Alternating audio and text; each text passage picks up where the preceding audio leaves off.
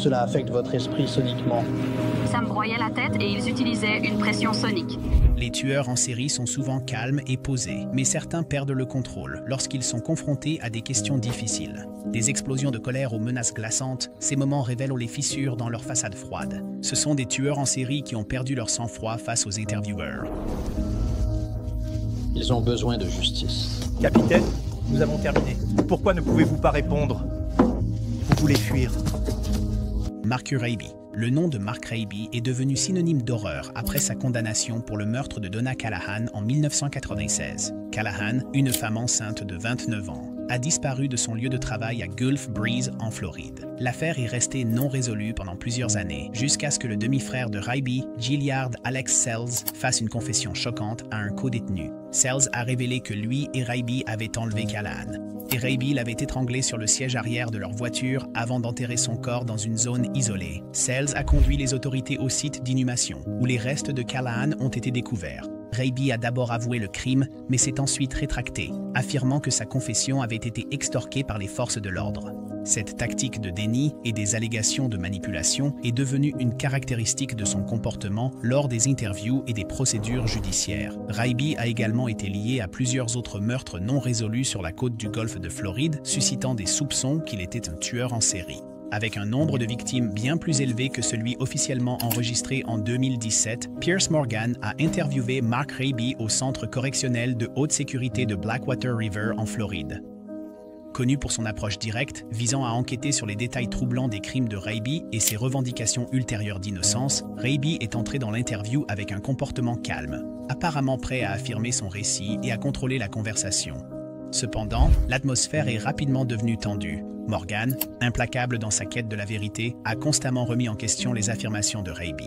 L'interview a commencé à se défaire lorsque Morgan a interrogé Raby sur sa confession initiale et les preuves accablantes contre lui, y compris le témoignage de son demi-frère et la découverte du corps de Callahan.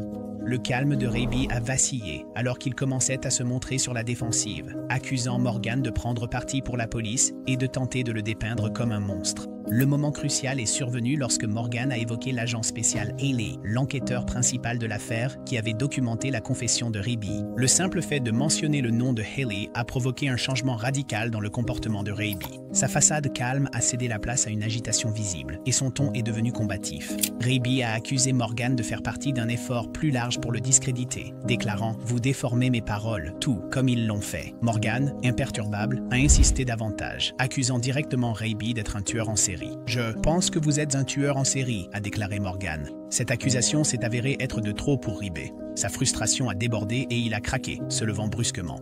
Il a exigé d'être ramené à sa cellule et a commencé à crier sur Morgan, insistant sur le fait que l'interview était un piège. La situation s'est encore aggravée lorsque Morgan a suivi le retrait de Raby, continuant à poser des questions incisives sur sa culpabilité et les preuves accablantes contre lui. Raby, désormais visiblement enragé, a réagi avec des remarques défensives, sa voix s'élevant, alors qu'il tentait de détourner la faute. L'interview s'est terminée de manière chaotique, avec Raby s'éloignant et Morgan décrivant la rencontre comme l'une des plus intenses de sa carrière. Je ne vous crois pas. Je pense que vous êtes un tueur en série. Faux. Je pense que vous avez tué ces femmes. Non, monsieur. Je pense à ces familles, de ces femmes. Le comportement de Raby pendant l'interview a offert un aperçu glaçant de sa psyché. Son calme initial semblait calculé. C'était une tentative délibérée de contrôler le récit et de se présenter comme une victime d'injustice. Cependant, sa réaction volatile aux questions de Morgan a révélé un individu profondément instable et manipulateur. Ses éclats de colère, en particulier son hostilité lorsqu'il est confronté à des preuves, a souligné son incapacité à affronter la vérité de ses actions. Les psychologues analysant l'interview ont noté l'utilisation par Raby de la déviation et du déni, des traits communs parmi les individus tentant de maintenir une façade d'innocence. Son refus de s'engager avec les faits de l'affaire et son insistance à blâmer les autres ont mis en évidence son manque de remords et de responsabilité. L'interview a laissé les spectateurs à la fois captivés et troublés. Pour beaucoup, c'était un rappel brutal de la nature froide et calculatrice des individus comme Raby. Ses éclats de colère et ses tentatives de manipuler la conversation ont servi de témoignage à sa dangereuse volatilité. Piers Morgan a ensuite réfléchi à la rencontre, décrivant Raby comme l'un des sujets les plus difficiles et troublants qu'il ait jamais interviewé. Mark Raby reste incarcéré, purgeant une peine de réclusion à perpétuité sans possibilité de libération conditionnelle. L'interview reste un exemple saisissant de la façon dont même la façade la plus composée peut s'effondrer sous le poids de la vérité. Pour ceux qui ont regardé, elle a offert un aperçu rare et troublant de l'esprit d'un tueur condamné, révélant la profondeur de son déni et les efforts qu'il ferait pour maintenir sa version des événements. Aileen Wuornos, l'une des tueuses en série les plus infâmes de l'histoire, a été condamnée pour le meurtre de 7 hommes le long des autoroutes de Floride. Entre 1989 et 1990, ses victimes étaient des hommes qu'elle attirait en se faisant passer pour une prostituée. Wuornos a affirmé que les meurtres étaient des actes de légitime défense, alléguant que ses victimes avaient tenté de l'agresser ou de lui nuire. Cependant, la nature brutale de ces meurtres, incluant de multiples blessures par balle pour chaque victime, dressait un tableau plus sombre. Wuornos a été arrêtée en 1991 après que sa compagne Tyria Moore a coopéré avec la police et obtenu des aveux de sa part. Le procès et la couverture médiatique qui ont suivi ont fait de Wuornos un nom connu de tous et elle a été condamnée pour 6 meurtres, recevant la peine de mort pour chaque cas. Malgré ses affirmations de légitime défense, les preuves contre elle, y compris les balistiques et le témoignage de Moore, laissaient peu de doute sur sa culpabilité. En octobre 2002, juste un jour avant son exécution, Aileen Wuornos s'est entretenue avec le réalisateur de documentaire Nick Broomfield pour sa dernière interview. La conversation a rapidement dégénéré en chaos, offrant un aperçu brut et troublant de son état d'esprit. Wuornos semblait visiblement agitée, son comportement oscillant entre des moments de calme inquiétant et de rage explosive. Son discours rapide et décousu, ainsi que son langage corporel intense, reflétaient une profonde paranoïa et colère. Wuornos a fait des déclarations choquantes lors de l'interview, alléguant que les autorités pénitentiaires la soumettaient à une pression sonore pour contrôler son esprit et la rendre folle. Elle a accusé le gouvernement, les forces de l'ordre et même Broomfield lui-même de conspirer contre elle. Ces accusations étaient sauvages et erratiques, mais elles soulignaient la profondeur de sa méfiance et l'état de détérioration de sa santé mentale. Alors que Broomfield l'a pressée sur ses déclarations passées et les incohérences dans ses récits, Wuornos devenait de plus en plus sur la défensive. Lorsqu'il a tenté de comparer ses affirmations actuelles avec celles antérieures, elle a répliqué « Tu as changé ton histoire », a-t-elle crié, sa voix montant de colère. De quoi parles-tu encore? Changer l'histoire. Sur quoi? Non. À propos de savoir si c'était de la légitime défense ou non. Je ne vais pas entrer là-dedans. Son agitation a augmenté au fur et à mesure que l'interview progressait. Wuornos a accusé les forces de l'ordre de lui avoir permis de continuer à tuer pendant sa série, suggérant qu'il voulait créer un spectacle en laissant ses crimes s'intensifier. Elle s'est présentée comme une victime d'une grande conspiration, affirmant que le système l'avait piégée pour en faire un bouc émissaire. Tout au long de l'interview, Wuornos a fait des remarques menaçantes, avertissant d'une rétribution surnaturelle. Après sa mort, elle croyait qu'elle reviendrait sous une forme quelconque pour se venger de ceux qui lui avaient fait du tort. Elle a même mentionné un supposé astéroïde qu'elle croyait devoir frapper la Terre en 2019, anéantissant l'humanité comme punition divine. La vie d'Aileen Wuornos a été façonnée par un traumatisme profond et une instabilité. Née en 1956 d'une mère adolescente et d'un père absent, son enfance a été marquée par les abus, la négligence et la violence. Dès son adolescence, Wuornos vivait dans la rue, se livrant à la prostitution pour survivre. Cette éducation tumultueuse a probablement contribué à la colère et à la méfiance qui ont défini sa vie adulte. Sa relation avec Tyria Moore, qui a commencé en 1986, était l'une des rares constantes dans sa vie.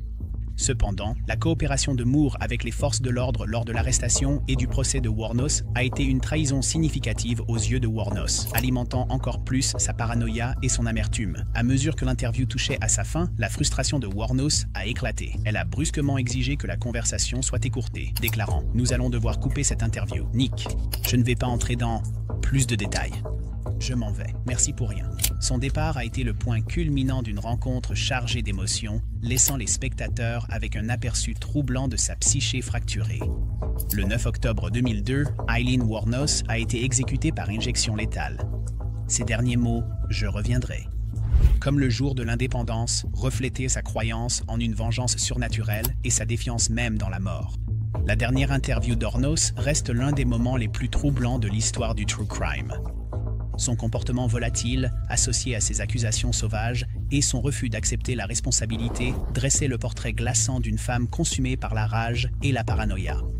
L'interview offrait un aperçu obsédant de l'esprit d'une tueuse au seuil de la mort, laissant une marque indélébile sur ceux qui ont regardé.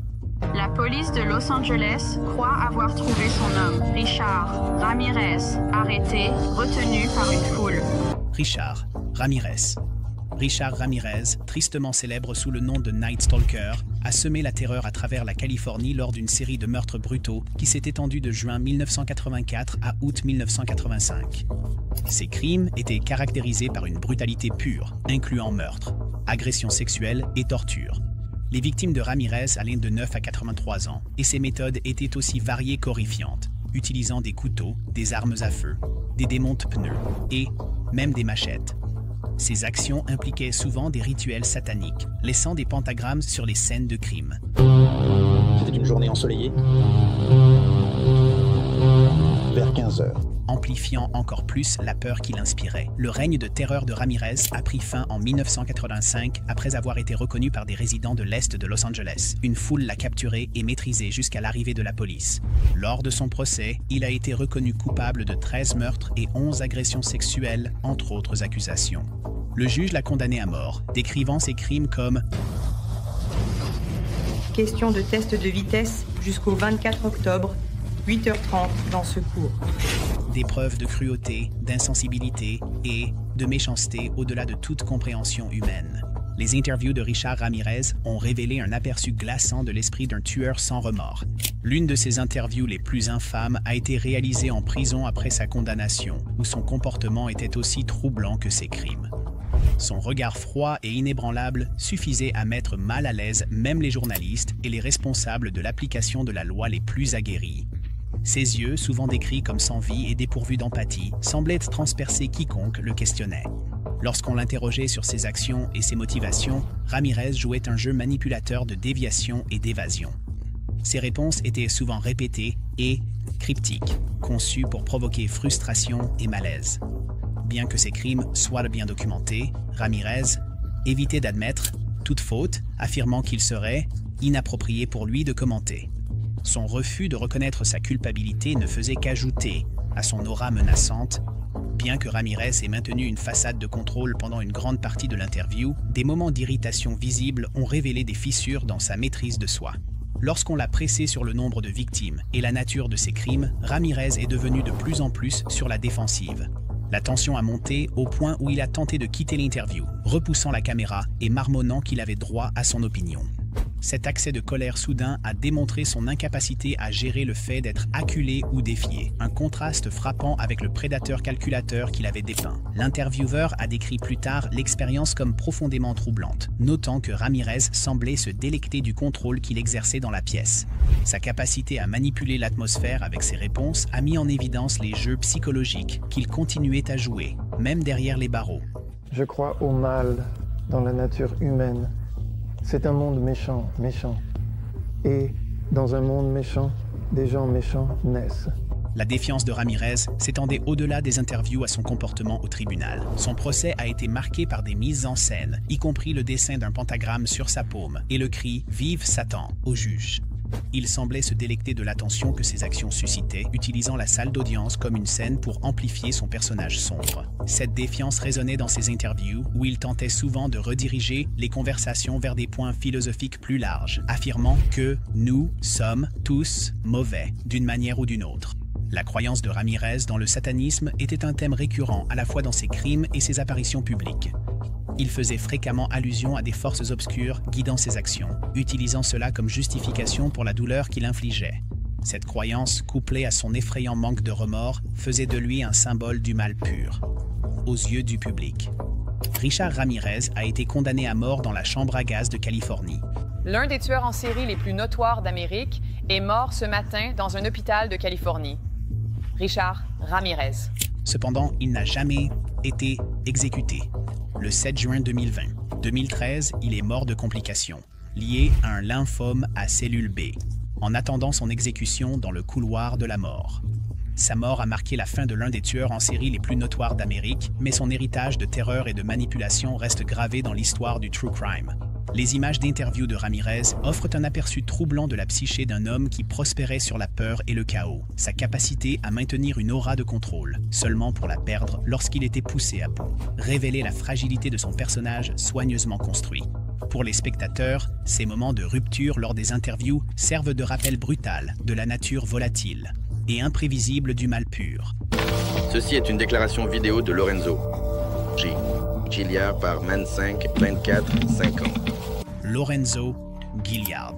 Lorenzo Gilliard, célèbre sous le nom de l'étrangleur de Kansas City, a été condamné en 2007 pour les meurtres brutaux de 6 femmes. Son règne s'est étendu de 1977 à 1993, période durant laquelle il s'en prenait à des femmes vulnérables, des prostituées. Le modus operandi de Gilliard était effroyablement cohérent. Il attirait ses victimes, les étranglait et abandonnait leur corps dans des endroits isolés autour de Kansas City. Avant son arrestation, Gilliard avait soigneusement cultivé une façade de normalité. Il travaillait comme superviseur dans une entreprise de gestion des déchets et menait une vie apparemment tranquille. Cet extérieur ordinaire lui a permis d'éviter les soupçons pendant des décennies, même si la ville était en proie à la peur d'un tueur en série en liberté. Ce n'est qu'avec les avancées de la technologie ADN au début des années 2000 que la double vie de Gilliard a été révélée. Les enquêteurs ont relié son ADN aux scènes de meurtre de plusieurs victimes, dévoilant l'ampleur horrifiante de ses crimes.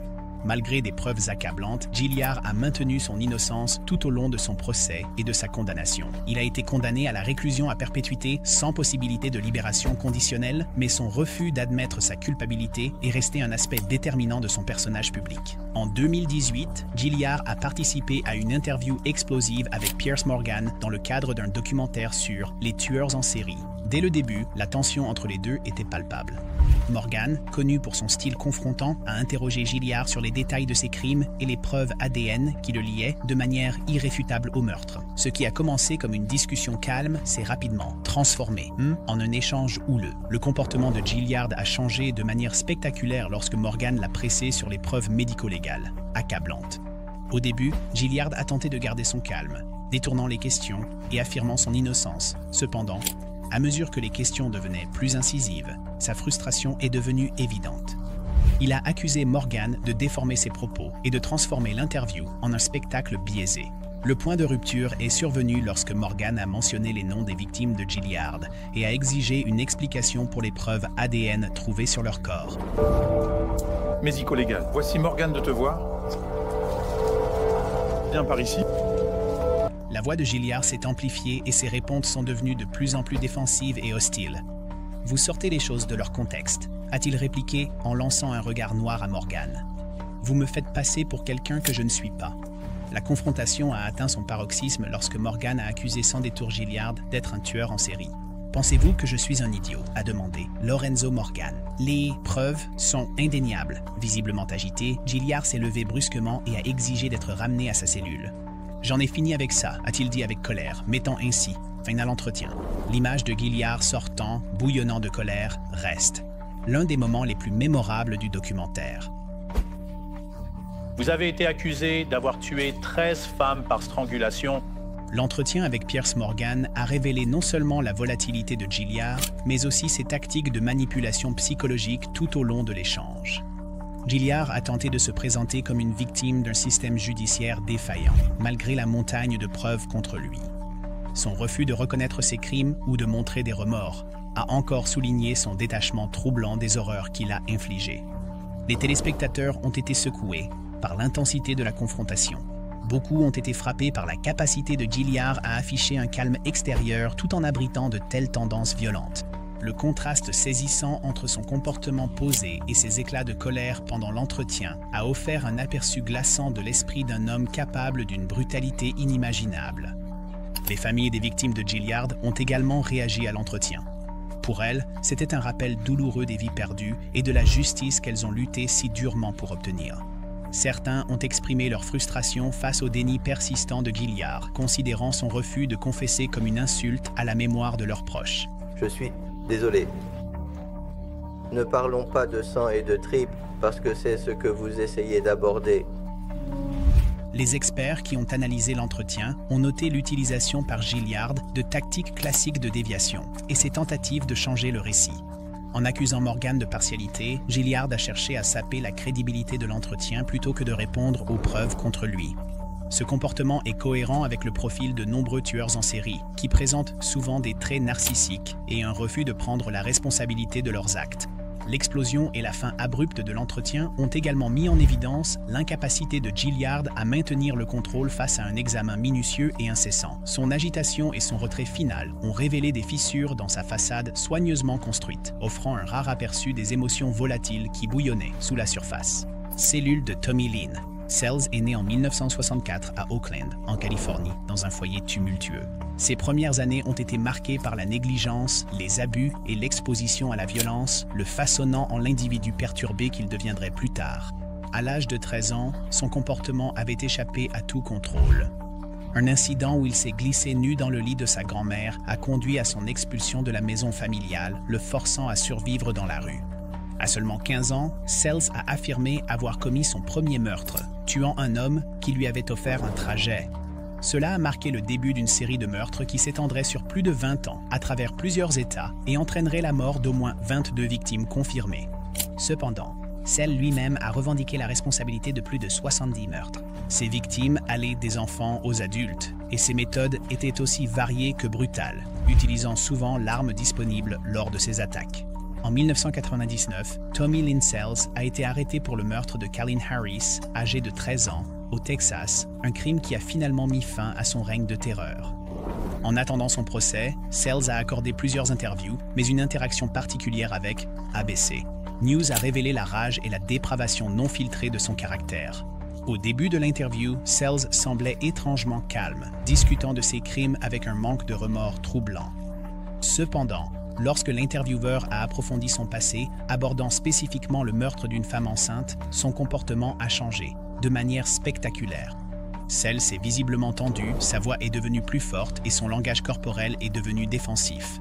Lorsque l'intervieweur l'a pressé davantage sur les détails du meurtre, Sells a craqué. Il s'est penché en avant, sa voix dégoulinant de menaces, et a averti l'intervieweur de ne pas le pousser à bout. Dans un moment terrifiant, il a décrit en détail comment il tuerait le journaliste s'il en avait l'occasion. En disant « Que se passe-t-il lorsque ta tête frappe le béton? Elle se fend comme une noix de coco. » Cette explosion de colère était un rappel brutal de la violence qui se cachait juste sous la surface. Sa capacité à passer de calme et posé à agressif et menaçant en quelques secondes soulignait la volatilité qui le rendait si dangereux. L'interaction glaçante a laissé l'intervieweur visiblement ébranlé et a cimenté Sells comme l'un des tueurs les plus troublants à jamais s'asseoir, devant une caméra. Je me demande si vous pourriez simplement me dire ce qui s'est passé pendant que vous la tuiez. L'a-t-elle fait? A-t-elle donné naissance à un bébé? Moi. Vous savez, vous jouez avec le feu. Les crimes de Sells étaient horribles et choquants, impliquant souvent des enfants, des familles entières et des victimes aléatoires qu'il rencontrait lors de ses voyages. Dans un cas particulièrement terrifiant, il a assassiné la famille Dardine dans l'Illinois. Après avoir abattu le père, Keith Dardine, il a battu à mort son fils de 3 ans avec une batte de baseball, puis a dirigé sa rage sur la femme enceinte de Keith, Elaine. Sells a battu Elaine si violemment qu'elle est entrée en travail, pour ensuite tuer également le nouveau-né. Ce niveau de brutalité n'était pas isolé. Sells prospérait dans le chaos et semblait se délecter du pouvoir qu'il exerçait sur ses victimes. Il décrirait plus tard ses meurtres comme étant semblables à une drogue, comparant la montée d'adrénaline du meurtre à ses premières expériences avec l'héroïne. Exécution et héritage en 2000, Sells a été reconnu coupable de meurtre capital pour la mort d'Helen Harris et condamné à mort. Pendant son procès, il est resté impénitent, souriant souvent au tribunal et refusant d'exprimer le moindre remords pour ses crimes. Le 3 avril 2014, Sells a été exécuté par injection létale au Texas. Même dans ses derniers moments, il a montré un manque de remords, ses derniers mots étant glaçants. Il est temps de partir. Je lui ai demandé pourquoi tu voles. Elle a dit besoin d'argent. Arthur Shawcross, surnommé le tueur de la rivière Genesee, a terrorisé Rochester, NY, entre 1988 et 1990, laissant une traînée de meurtres. Shawcross a été condamné pour le meurtre de 11 femmes, dont la plupart étaient des prostituées. Cependant, ces tendances violentes ont d'abord émergé des décennies plus tôt, en 1972. Shawcross a commis ses premiers meurtres connus lorsqu'il a agressé sexuellement et tué Jack Blake, âgé de 10 ans, et Karen Ann Hill, âgée de 8 ans, à Watertown, New York. Malgré la nature horrible de ses crimes, Shawcross n'a purgé que 14 ans de prison en raison d'un accord de plaidoyer et a été libéré en 1987. Cette libération a marqué le début de sa série meurtrière. Pendant 2 ans, Shawcross a ciblé des femmes vulnérables, les attirant avec des promesses de nourriture, d'argent ou de compagnie. Ses méthodes étaient brutales. Il étranglait ses victimes, mutilait leur corps et les abandonnait près de la rivière Genesee. Les meurtres ont provoqué une onde de choc à Rochester. La peur gagnait la communauté. Shawcross a été arrêté en janvier 1990, aperçu près d'une victime. Sa capture a conduit à un procès révélant toute l'étendue de sa dépravation, aboutissant à sa condamnation et à une peine de 250 ans de prison. En 2008, un documentaire mettant en vedette Arthur Shawcross a été diffusé, offrant un rare aperçu de l'esprit du tueur de la rivière Genesee.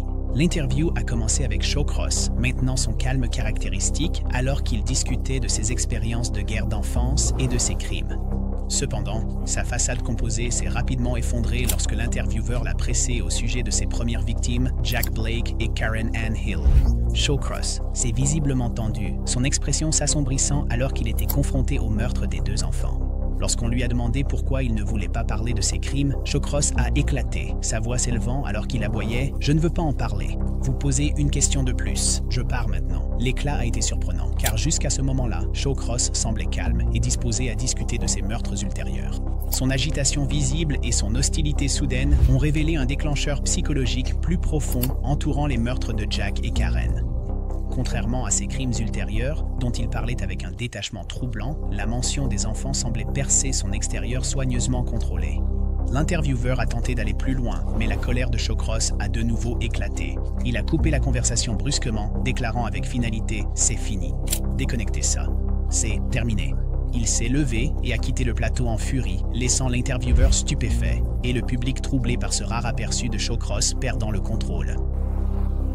Pendant le procès, j'ai reçu un appel de sa mère. Elle a demandé « Pourquoi dit-il ces choses ?» Je n'ai jamais « Pourquoi prétend-il ces choses ?» Ta mère est évidemment dans le déni. Il y a toujours un homme mauvais en moi, on ne peut jamais s'en débarrasser. Il est derrière une porte quelque part.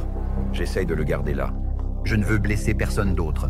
L'éclat de colère d'Arthur Shawcross lors de l'interview a mis en lumière sa honte ou sa peur profondément enracinée concernant ses premiers meurtres. Les psychologues ont suggéré que Shawcross aurait pu compartimenter ses crimes, considérant les meurtres ultérieurs de femmes adultes comme distincts du meurtre d'enfants innocents. Lorsqu'il a été confronté à ces atrocités antérieures, les défenses émotionnelles qu'il avait construites au fil des ans se sont fissurées, révélant l'instabilité sous son apparence autrement calme. Le refus de Shawcross de discuter des meurtres d'enfants laissait également entrevoir une possible conscience de la perception sociétale de tels crimes. Bien qu'il n'ait ressenti aucun remords pour ses victimes ultérieures, les meurtres de Jack Blake et Karen Hill semblaient déclencher quelque chose de plus profond en lui, un signe que même les individus les plus monstrueux peuvent avoir du mal à affronter certaines vérités.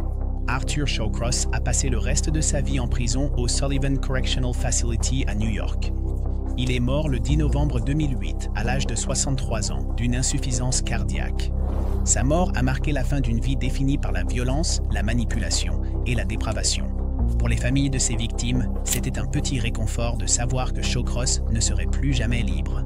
L'interview, cependant, reste un témoignage obsédant de la volatilité de Shawcross. Ces brusques accès de colère sous pression servirent de rappel glaçant de la nature dangereuse et imprévisible des individus comme lui. Cela a révélé des fissures dans le froid, un acte calculé qu'il avait soigneusement construit, exposant la rage bouillonnante et l'instabilité qui se cachaient sous la surface. Ces interviews révèlent la psychologie glaçante des individus qui commettent des crimes inimaginables, offrant un aperçu rare mais troublant de leurs esprits perturbés. Le fardeau émotionnel sur les familles des victimes et les communautés est incommensurable alors qu'ils luttent avec le deuil et la quête de justice. Lequel de ces moments vous a le plus choqué? Partagez vos réflexions dans les commentaires ci-dessous et n'oubliez pas de consulter nos prochains cas affichés à l'écran.